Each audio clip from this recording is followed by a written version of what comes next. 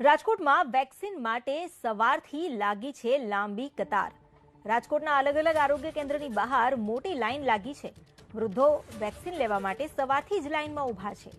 રાજકોટમાં અલગ અલગ આરોગ્ય કેન્દ્રની બહાર જ્યાં વેક્સિનેશનની પ્રક્રિયા શરૂ છે ત્યાં વૃદ્ધો સવારથી લાઈનમાં ઊભા રહ્યા છે।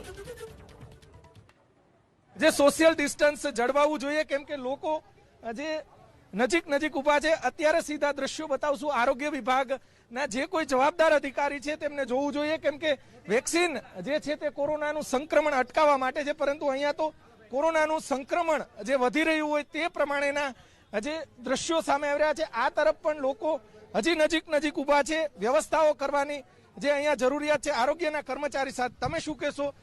જે અહીંયા કોઈ સોશિયલ ડિસ્ટન્સ નથી, અંદર જઈને જુઓ। એના માટે તમારે સમજવું પડે। પબ્લિક સમજતી નથી। અમે ખુરશીઓ દૂર રાખી રહ્યા છીએ। પબ્લિક ખુરશી નજીક છે, અત્યારે દૂર છે સર। દેખો તમે જુઓ જે રીતે 2 ગજ की दूरी ક્યાં છે? મને કયો। 100 નો ટાર્ગેટ રાખો। 100 જણા જ અંદર હોય છે। 100 થી ઉપર સર બહાર હોવા જોઈએ અમારે। તો નથી માનતા? હા, નથી માનતા। એટલા માટે કોણ છે અહીંયા જે સીધા દ્રશ્યો બતાવવાનો પ્રયાસ કરીશું। અહીંયા આરોગ્ય વિભાગના કર્મચારીએ જવાબ આપવો જ જોશે।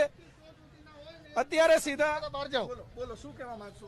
સીધા દ્રશ્યો બતાવશું। અહીંયા એક તરફ દાવો કરવામાં આવી રહ્યો છે, બીજી તરફ લોકો નજીક બેઠા છે। આ પ્રમાણેના દ્રશ્યો બતાવવાનો પ્રયાસ કરીશું। મોટા ગ્રાઉન્ડની અંદર વ્યવસ્થાઓ કરવી જોઈએ કેમ કે અહીંયા જોઈ શકાય છે કે માત્ર 1 ફૂટના અંતરે લોકો બેઠા છે।